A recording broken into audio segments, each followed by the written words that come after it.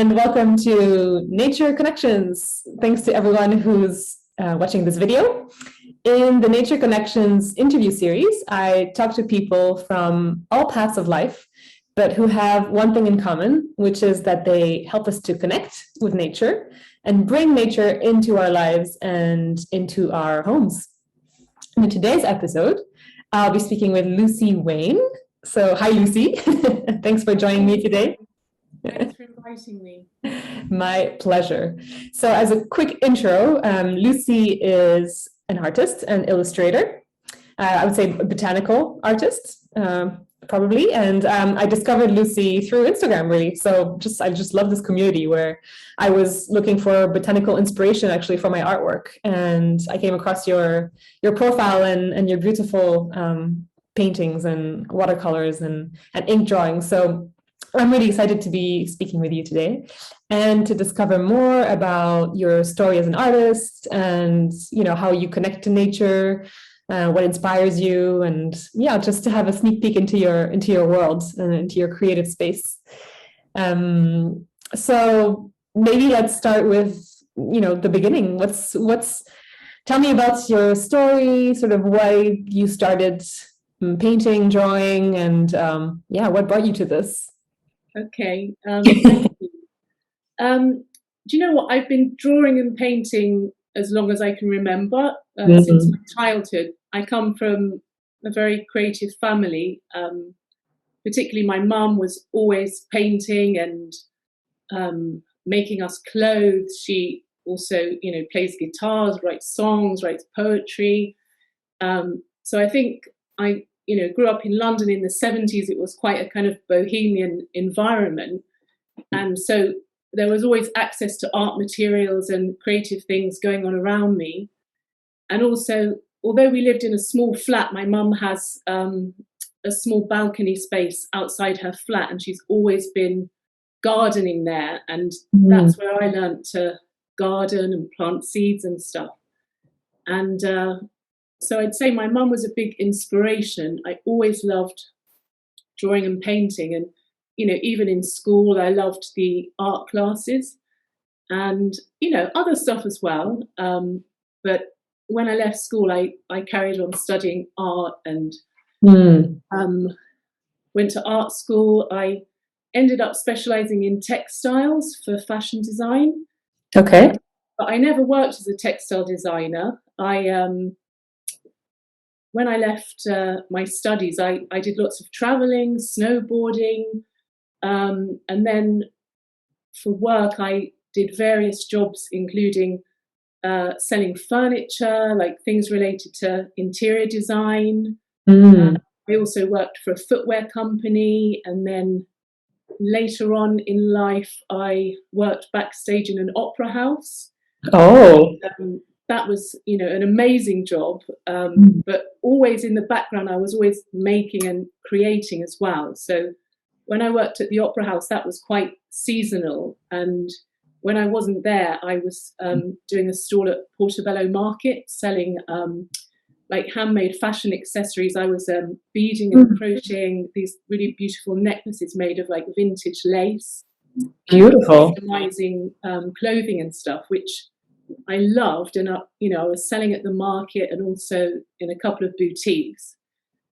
And when I was pregnant with Oscar, who's my eldest son, I was still working and making mainly the necklaces. And I think I kept that going for about 6 months after he was born, because I had a couple of orders, and I was really, my dream being a mum was to be able to do something creative where I could work from home part-time, and also, be there for the kids. But it's easier said than done. And I had also had problems with my health. So I really had to take a bit of a break and just try and rest when I had the chance, instead of using that for like making and stuff, which mentally was so good for me, but physically I really needed to rest and nurture myself at that time. So I stopped doing my my like fashion accessories, and just spent a couple of years really focusing on looking after my son and looking after myself as well. We were really lucky to have a second son as well. So now I have two boys, and somehow after the second one started like sleeping more and everything else, I started, drawing and painting. Just often my children would be painting and I would just have the paints out and I'll just start painting as well with them. And I also started taking quiet time for myself where I would just sit and paint. And I realized that it's always been there for me. It's always been a natural thing to do and something I love to do. And even if I only had a quick half an hour and I just did a sketch, it would give me so much satisfaction and pleasure. And it was, really good for me to do that. And so I started really only over the last couple of years having a really regular practice with my art. And it's gradually grown. And over the last year, I would say I was really calling myself an artist and selling work. And, I've been really lucky to be exhibiting this summer and got some other work on show in some beautiful places. And I wasn't expecting it to happen so soon. Like in the back of my mind, it was an ambition that once Arthur started school, that I would like to focus on my art and maybe, channel it into, some kind of a career that I could do, working from home and build it up. But I was really lucky that some people were so kind to, approach me about my work, and I did some really nice collaborations and illustrations and sold some paintings. And then when I was invited to do this summer exhibition this year at Art, I was absolutely over the moon. I was like, wow, it's already happening. And so the positive feedback and energy I've had from people has really helped me keep up the momentum.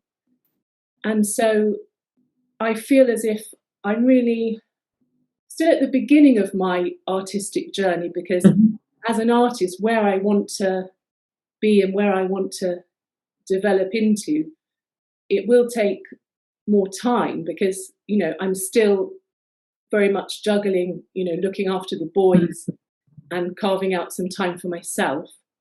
But I'm really inspired of, what the next couple of years will bring. And my goal is to create much bigger paintings, maybe oil paintings at the moment, because time's always been limited. Drawing and watercolours has been a really, a way to create something very immediate. Same with the ink drawings and ink paintings. But yeah, I would like to do some like bigger oil paintings and that as well. Wonderful. Oh, that's so inspiring. And so much resonates with me as well, because I also have this in my family and have been drawing and painting since I can remember. So it was very moving to hear you say all that, and inspiring for the future and, building a family as well. So it's definitely something to juggle.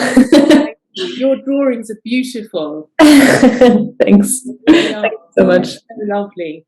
Yeah, I haven't been doing any trees, but at the moment I mainly focus on flowers. But so tell us a bit more about what you do, like what you focus on in your paintings, and also the materials you use as well. Okay, sure. So when I mentioned a couple of years ago when I really started drawing again, I was drawing flowers in my house. Like I think I was drawing hyacinths. Like I had some hyacinth bulbs and also some freesias. And of course, I love the form of flowers. I mean, I garden as well. I used to have an allotment in London, so that's a huge inspiration to me. I love growing plants, growing flowers, and watching the seasons, change and come and go. But for me, when I'm drawing flowers, it's just such a privilege to have that time to really connect and look. And I spend more time looking than I do drawing. Mm-hmm. Yeah. I don't so much look at the page. I really just look at the subject, and I start in one place. I don't tend to use any pencil, so my compositions are sometimes a bit odd, but I kind of like that, the way they often travel off the page or travel from one page onto another. Also, if I create a diptych, so yeah, I almost let my eyes travel across the flower or the plant from one point, and let my hand and my line kind of follow the journey. My eye travel, and so you really have the opportunity to study and enjoy, the shapes, the forms. I mean, and then even when you're drawing something like a hyacinth, you can smell the fragrance of the flower as well, and it almost becomes like a meditation in a way. Like once you get the time, the vibe, it doesn't always happen like that, but once it starts flowing, you're so focused and concentrating, you lose track of time. You could have been there for 10 minutes, 2 hours, and I love being in that state of mind. So as well as the end result, I love to look and say, wow, I really like that drawing, or whatever qualities about it I like, is also the experience and the time I spend while I'm making that drawing or that painting. I really appreciate as well. Yeah. So with my paintings also, I don't tend to use any pencils, so I just decide on my materials, which might be watercolors, it might be ink. Sometimes I just work in monochrome. I just have black ink, and I love to change the scale. So sometimes I do quite a small drawing, and other times I do a huge one. And then you change the brush, and the movement you have changes. And I really like the contrast of working on different scales. Now, I think traditionally, when you look at floral paintings, botanicals, it's very much a still life. But when I'm painting flowers or plants, I don't actually see them as still, because even during the hour or the day, they move. When you're drawing something, that just subtle changes, and you look back at your drawing and you look back at the subject, and they're changing. So that's something that fascinates me, is that they're continually moving through, when they're growing to their peak, to then when they are gradually fading and then drooping, and the lines change. And so as well as the beauty of flowers and appreciating nature and honouring nature by observing and doing these drawings, I also think about themes of time. So that's like the seasonal rhythms that just come beautiful, no matter what.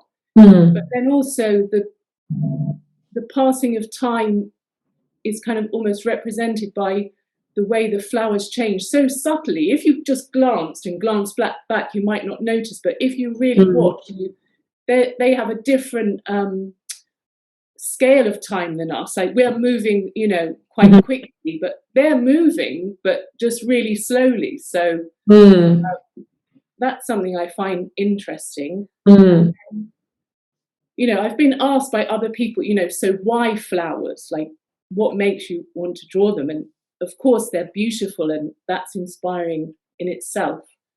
But very often for me, I love the way that certain flowers really remind us of loved ones, either, who are still with us or not. And memories, it could be childhood memories, could be more recent ones. That there's always, like, people I know and love, there's always a certain flower that could be their favorite flower, or something they always had in their garden, or some special reason. And sometimes if I do a painting, it might not be particularly special to me, but it's something that was seasonal and growing in my garden, and it's inspired me. But then it's so beautiful when you have someone like, wow, I really love this painting, and it has a special meaning to me because it reminds me of someone, or, you know, someone special. So I really feel like the flowers and plants, they've got a way of connecting us to people and memories, and that's something really special. Amazing. Absolutely. I mean, I couldn't agree more. And I definitely feel that also in the paintings I've seen that you do with like the decaying poppies, and like there's like all the different stages almost of a life of a flower in what you paint. And actually there's one behind you. I don't know if you can show us the full image. Wow. These are some autumn paintings I'm working on at the moment. So I'm very lucky now. We just recently moved to Sussex. Yeah. And closer to nature. Yeah, we had a garden in London and an allotment, so I was very lucky there, and all the amazing parks. But here we have inherited a beautiful garden, a bit bigger than we had in London. And so it's a new garden to us. So we're learning, you know, each season, like what comes, and I, you know, for me, I'm so lucky that I can go and like just look around and pick something that I love, the shape, the colors, and I usually, unless it's a commission and it's someone's a special flower and a certain request, then I have to find other, you know, resources to draw from. But usually I always draw seasonal flowers that I can get hold of, and I like drawing them in the flesh, direct response to them. Yeah, so I'm doing this autumn series at the moment. I've done this much bigger one, and I got really nice feedback about it. People seem to really like it, and it's new colours for me. So I'm going to do some smaller ones of those, and that's what I'm working on at the moment. Beautiful. Yeah, the colors are definitely very striking and very seasonal. That's why, I mean, what you were saying about this time passing by and this link to seasons and that rhythm of nature. I mean, we can really definitely see it in your work. And I think this connection, this way of connecting to nature is really rhythmical and very soothing. I'd love to hear a bit more about, like, specifically your connection to nature. So you said you were doing some gardening, and well, obviously that you had the allotments, and you now live in, you know, a place has a bigger garden. And how does nature make you feel? Like how does it? I'm sorry. How does it feel when you're you know, closer to nature and touching them and looking at these shapes and colors and. Well, I'm just constantly in awe of it. I just, you know, even though I'm, you know, middle-aged by now, I almost still have a childlike fascination for it. You know, and even things I've grown, I look at them in the garden, I'm like, I can't believe you just came from a tiny seed. Like, it's just amazing. And, you know, I try and plant seeds with the children. They still kind of like it. Sometimes I like force them. I'm like, right, come here now. We have seeds. We have you have to plant these. And then I'm like, look, you see those sunflowers? They're from the seed. You grew them. But they used to be more fascinated when they were little. Now they're more just running around and kicking a ball. Yeah, definitely. My older son is mad on football.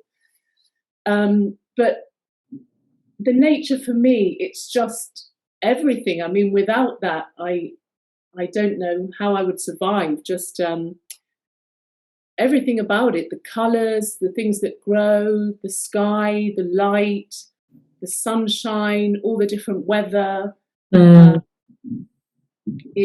It helps me, you know, when I'm stressed. I always feel better when I get outside and just take a walk or do a few things in the garden, even just tidying up in the garden, sweeping, and I mean, our garden in London, it was smaller, and so we'd been there for quite a few years, and it had really grown. I mean, certain times of year it was beautiful, and we had lots of fruit and some fruit was there. And so the new place, even though it's in the countryside, when we moved here, it didn't have any fruit trees. So that's the first thing we've done, is plant quite a few small fruit trees. And I came with loads of plants, like from our house and also for the garden. And I even had seedlings that I'd planted in the spring in London, and they came here, and some got transferred into the ground. And then when you grow food, I mean, that's just such a when you just, you know, pick some chard or pick some berries or tomatoes, and then you eat them with your family. I love that as well. Yeah, that's the real connection to the living things and the natural worlds, in a way that's like, you touch it, you feel it, you taste it, and then, you know, when you're lucky, like you have the time to really observe it and even honor it through your work. I have to say that before I really took up my artwork again, to like really focus and do it as a proper part-time job, which is what I'm trying to do, I used to do a lot more gardening. So when the kids were little and allotment, that was really my hobby and my focus with my spare time. And so you can't do everything right. So I gave up the allotment because I knew we were moving to Sussex, and that allowed me the time to do the painting. And also, you know, my husband's very supportive. Without his support, I wouldn't, if I was working full time in a different job and having kids, I wouldn't have the time to do my artwork. So you can't do everything. So there's always a trade-off or some kind of sacrifice. And so it's a bit of a shame that because I'm spending spare time, apart from all the other stuff you have to do, like cooking and cleaning, and I try and just focus on my art. So even then, the cleaning, I mean, if I say I've got 3 hours, I have to leave all the washing up in the sink, I have to leave the house in an absolute tip and just do my painting, because if I start cleaning, gardening, anything like that, I won't have the time for the art. So it's hard to juggle it. You really have to carve out that time and make it yours. And you have to trade off something else. So I've had to definitely relax a bit with the gardening, and wouldn't take on a new allotment now that we're here, because it's very demanding, gardening, isn't it? If you really want to grow things, grow food as well. I mean, maybe now that both the boys are at school, once I get my art practice up and running in a certain rhythm, and maybe you know, some weekends I hope to, you know, keep the gardening going. But then, you know, we're here we're in the South Downs National Park, so we've got these walks, and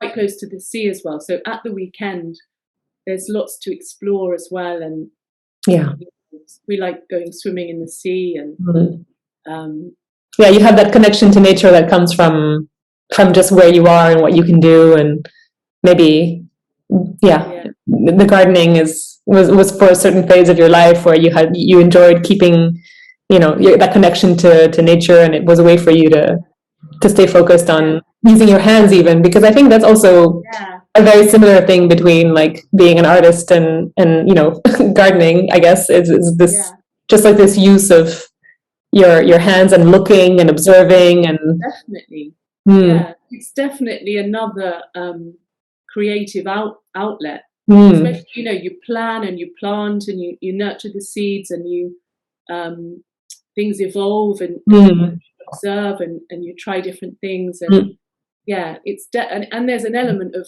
beauty to it as well, and design, and I always love planting flowers, and you know, for pollinators in amongst the vegetables and stuff, so it was always really beautiful as well.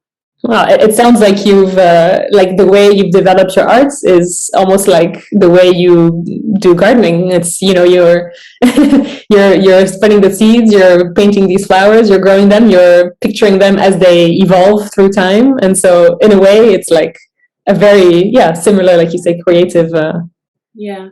outlet for you. And I think, you know, even people that don't do painting or a creative job, I believe that everyone has got like an innate creativity, Mm. even if it's just, you know, the way they lay the table or prepare their food, or, you know, the way people live and Mhm. you know, interact with their communities. I think there's so many ways. I think everyone is creative. Like sometimes you meet people and they say, "Oh wow, you know, you can draw. Oh, I wish I could draw. I'm not creative at all." But I can see how they're creative in, you know, elements of the way they live. And um, Yeah, yeah, that's true. like to encourage everyone. You know, it's got this Mm. way that, you know, they create and Mhm. express themselves. But you've chosen to, like, you know, grow that activity and do that full time or part time, I guess. So that's a really big step, becoming, you know, like you say, like just saying you're an artist and, you know, selling your work and exhibiting your work. What is it about what you do that you love? What do you love the most about this new choice Um, you've made? well, I mean, I love being in the studio, finding an inspiring, you know, subject to start working on, and then you start playing around, and um, things start to flow. And whether it's the colors or the lines, you know, when you're doing something that you're happy with, you get such a positive feeling, and it's a it's a Mm. real joy and a privilege to be able to have that time. And Mhm. it, you know, then you step back, you go and make a cup of tea, you come back, and you really look at something, and you're like, yeah, I like that, I'm happy with that. It Mm. doesn't always happen like that, but when it does, that's such a nice feeling. And then taking it to the next level, which is then, you know, sharing it with other people, and um, you know, people being encouraging, or giving you, you know, feedback on the work. I love being able to share it. And then I think if people choose to buy something and hang it in their home, or, you know, wherever they want to display the work, Mm. that is just, you know, I still can't believe, you know, that people are buying my paintings, but I love it, and it's so nice to be able to share the work. And Mm. recently I did my first studio sale, because, you know, you're creating, you sell some work, you exhibit some work, but you Mm. can't keep, you know, everything. And I really enjoyed being able to sell a selection of work at a really affordable price as well. And you Mm. know, some people who've been really kindly following me, they bought a piece and they were so happy to buy something at a more affordable price as well. And I got just as much buzz from that as I did from selling bigger, you know, Mhm. framed paintings, because it's just yeah, about sharing. And if people are appreciating what you do, it's Mm. really rewarding. Absolutely. Yeah. Especially as an artist, I really feel that, like, you know, it's like yeah, it's just so fulfilling because you're in your world creating and you don't really expose it or show, you know, much of what you're doing until someone actually has an emotional connection to what you're doing, to a piece, and that just creates an emotional connection directly to you almost, and it just feels like, oh wow, that's really moving. And yeah, it must be a great feeling. I mean, I know it is a great feeling, but yeah. And how do you were saying you have commissions, is it? Like, you, so people come to you with specific flowers that are meaningful to them or to someone, or like a bunch of flowers, or is that how it works? Well, yeah, sometimes people have you know, they like my work, but they're like, you know, I'd love one of these line drawings, but could you do me a big one, and I really love foxgloves, for example, and I'm like, wow, yeah, I love foxgloves as well, yeah, and so I can tailor. I have three main styles that I'm working with at the moment. One are the very kind of delicate line drawings. Then there's also the ink drawings, which are like brush and ink. So they're more monochrome, or sometimes I work in blue or this like brown walnut ink. And so they're more inky and bolder. And then also the watercolors. So yeah, occasionally people will say, I love the style of that one, but could you do me one much bigger? Or could you do me a smaller one? Or could you do me a pair of those? And I love taking on, because you do something different than you would have normally done. And when you're doing it, especially for someone in mind, that gives an extra level of inspiration. And yeah, sometimes it's a special flower for someone. Even recently, I was asked to do an illustration for someone's wedding invitation. They'd seen one of my drawings, and they were like, look, I really love this. We're planning our wedding for next summer. Would you create, a floral design similar to that around the edge? And then she was going to write in her own handwriting the invitation. Yeah. So it was kind of like a collaboration. Beautiful. And that flower, it was one of her mum's favourite flowers, and she said how her mum used to always plant that flower for her outside her window, and so it had really strong memories for her. And sadly, her mum passed away, so it was really touching, and I was so sad for them. But she said that she was so glad that she chose that design, because it represented her mum to her. And so beautiful. Yeah. I know. I mean, it's so touching. So that was, amazing to be able to do that. And so, yeah, not only someone hanging something in their home, but also someone, using your drawings for special occasions. And then probably they'll always remember that, and that will have that flower will have another level of meaning to them. Amazing. Yeah, flowers are definitely, I can see now, and thanks to you, understand this depth, and which I hadn't, thought about. I think about trees, but flowers have, also a lot of power in carrying those memories and those, like emotional connections to people, to places, and also like what you were saying about the time. I guess flowers, trees as well, the time obviously passes and they change and they move, but a lot more slower as well than flowers do. And so in a way that flowers have a bit more of an interesting like time to portray, through your art as well.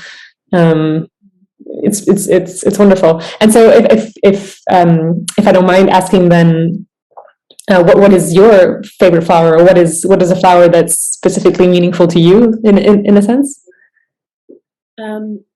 Well, one flower I've really loved drawing is the freesia, which is not something I grow. That's something that it was my grandmother's favorite flower, or at least one of her favorites, and she loved it mainly for the fragrance. It has the most amazing fragrance.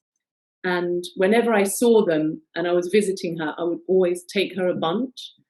And they're beautiful to draw. They kind of like curve round, and there's like a repetition where they have like smaller buds gradually opening, then down at the end of the stem, the more open flower.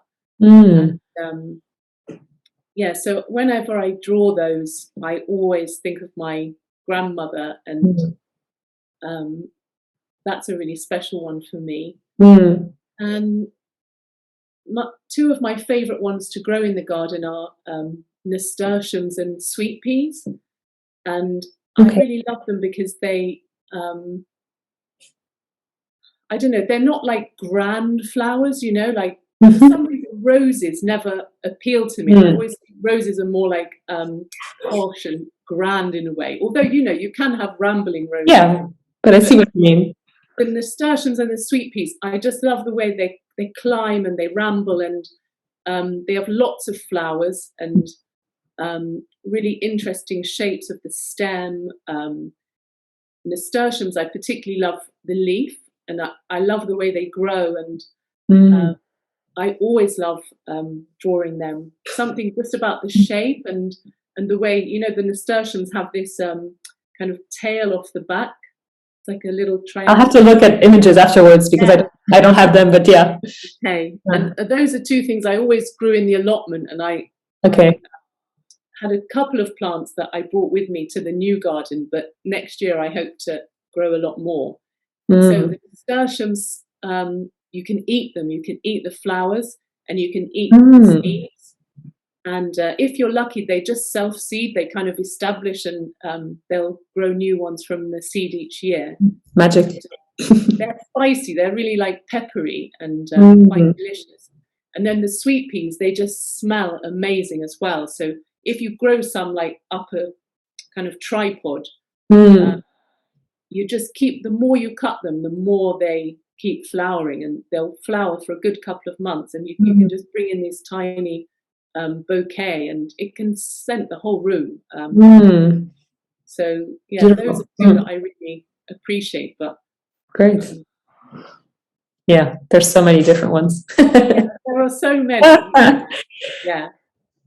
So then I always ask at the end of these meetings, like also because we talked about your, you know, power of flowers and holding these memories and, you know, attachments to specific flowers. But I'm, you know, looking at trees as well, and have the same question about trees really, and the same, you know, connection to trees in the way that they definitely also hold memories of places, of people, of holidays, of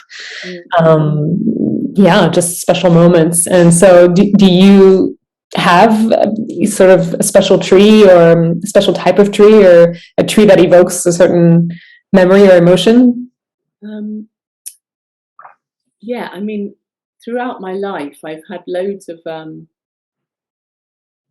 lovely moments with trees. I mean, I love sitting under a tree in the summertime, like when it's hot and you just take the shade, and it feels as if it's not only the shade, it almost feels as if like the energy of the tree gives a kind of coolness. You know, you go close to the trunk or lean against the tree, because you know, I grew up in London, and we have some amazing trees. The parks have these absolutely huge, we are so lucky with this, aren't we? Yeah, trees. Yeah. So I think for me as a child, apart from like, you know, picnics and resting under the tree in summer, like the chestnut trees and the conkers, I remember being absolutely obsessed as a child of collecting conkers. It was such a big thing, and we used to come home with, you know, bundles full of these conkers, and I just remember loving the colour and the texture of the